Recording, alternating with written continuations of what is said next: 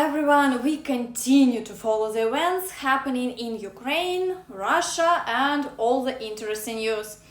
As of today, the Ukrainian armed forces continue to exert pressure on the Russians to prepare the territory for further advancement. So without further ado, let's proceed to the front review. And I kindly ask you to like, subscribe to the channel. Your engagement is my motivation to make the episodes even more interesting and of high quality. And also don't forget to click the bell icon to stay updated on all the latest news. And let's start right away with the Zaporizhzhia direction. Unfortunately, the situation here is very difficult, so difficult that the Ukrainian armed forces have to fight for every trench, for every stronghold, just like it has been happening in the Bakhmut direction.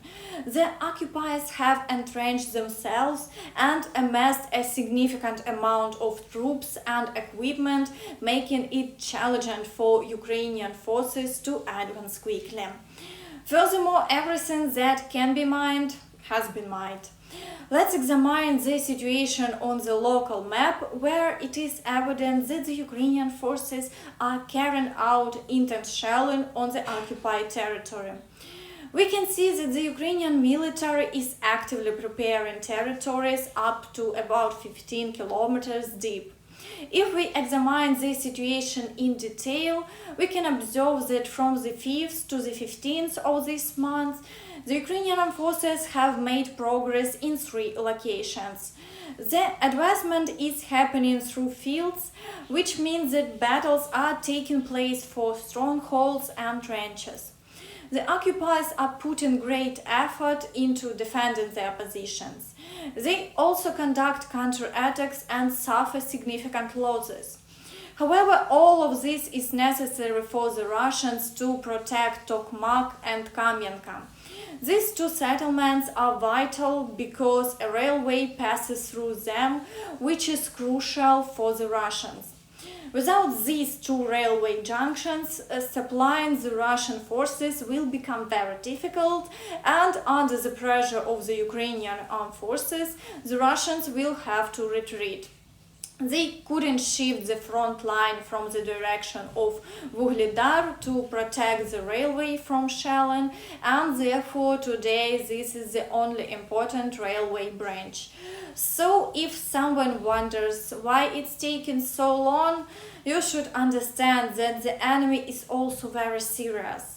Don't forget that the fate of Ukraine is being decided by this counteroffensive, and if the occupiers spend another year on the Ukrainian territory, they will fortify themselves even more, making it harder to dislodge them.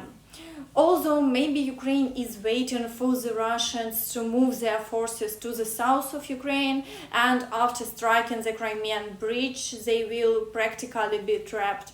So we wait. Additionally, last night, due to an enemy attack, an infrastructure object was damaged, and 1 person was injured in moderate condition. Also, the New York Times shared an interesting article. According to the publication, during the first 2 weeks of the counteroffensive, 20% of the military equipment deployed to the front, including Western models, was damaged or destroyed. This level of equipment losses decreased to 10% in the following weeks, thanks to Ukraine changing its tactics in the counteroffensive. The Ukrainian armed forces focused more on suppressing the Russian forces with artillery and long-range missiles rather than attacking minefields, as the publication states. However, this good news conceals some gloomy realities. The losses have also slowed down because the counteroffensive itself has slowed down and at times even halted, as Ukrainian soldiers are facing formidable Russian defense.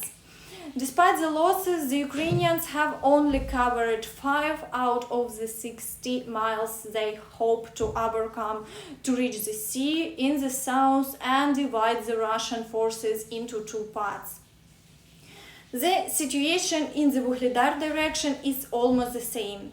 The Ukrainian armed forces hesitate to break through the occupied positions up to 20 kilometers deep, and there have been no reports of new offensives. In turn, the occupiers, realizing that the Ukrainian armed forces are preparing for a breakthrough, continue to shell the entire front line and conduct drone reconnaissance. In the Kherson direction, artillery exchange are ongoing. The Ukrainian armed forces haven't made further advances yet, and there have been no significant new attacks from the occupiers. However, periodic skirmishes are reported because the occupiers are attempting to approach the Ukrainian positions closer in order to push them beyond the river.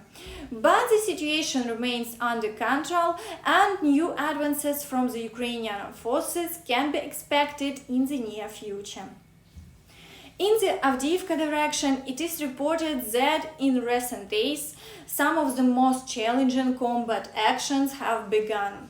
A considerable number of reserves have been deployed here, and the occupiers are launching attacks almost without interruption, constantly changing directions. Today's shelling and offensive actions are observed in the area of Pervomaysk. Further south in Mariinka, intense battles with heavy equipment are ongoing. However, the Ukrainian armed forces are successfully holding their defense and not retreating. Attacks on Novomykhailivka also continues, but the front line in this area remains unchanged. In the Bakhmut direction, despite the active advancement being halted, the Ukrainian armed forces have done significant work. The flanks have been effectively cut off, necessary heights have been occupied, and now it's even more challenging for the occupiers to hold Bakhmut due to constant shelling by the Ukrainian armed forces.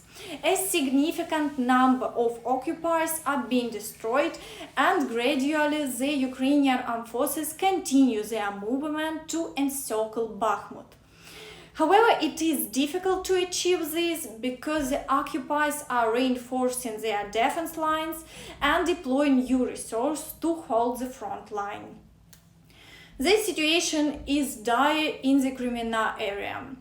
Previously, experts reported that the Ukrainian armed forces could advance through Crimea towards Lugansk, thereby changing the situation in Bakhmut and liberating a significant territory. However, today we see that the occupiers, realizing the danger, have started powerful offensive actions. Today, new attacks are observed in the area of Nevsky and Terny. They are attempting to press the Ukrainian armed forces towards the river to occupy as much territory as possible for further movements towards Liman and Slaviansk. In the Dvorichna direction, shelling has ceased, but without offensive actions, and the situation remains unchanged. Meanwhile, in the Odessa region, the command of the Black Sea Fleet warned sailors about the mine danger on the shipping route in the northwest part of the Black Sea, is according to the Russian Ministry of Defense. And as of today, Ukraine has destroyed 10 aerial targets. During the night of July 15, 2023, Russia launched an attack with 6 Shahed strike drones from the southern direction.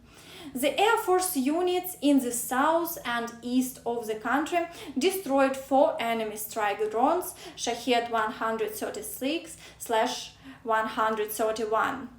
Additionally, during the past day on July 14th, apart from the 16 Shahed drones shot down at night, the air defense destroyed 3 tactical reconnaissance unmanned aerial vehicles and 3 Lancet strike drones.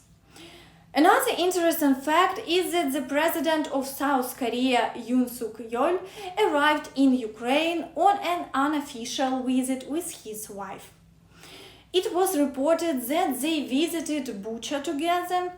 So why is this visit important for us? South Korea has one of the world's largest stocks of 155mm caliber projectiles, which have been accumulated over the years. However, South Korea refused to supply lethal weapons to Ukraine.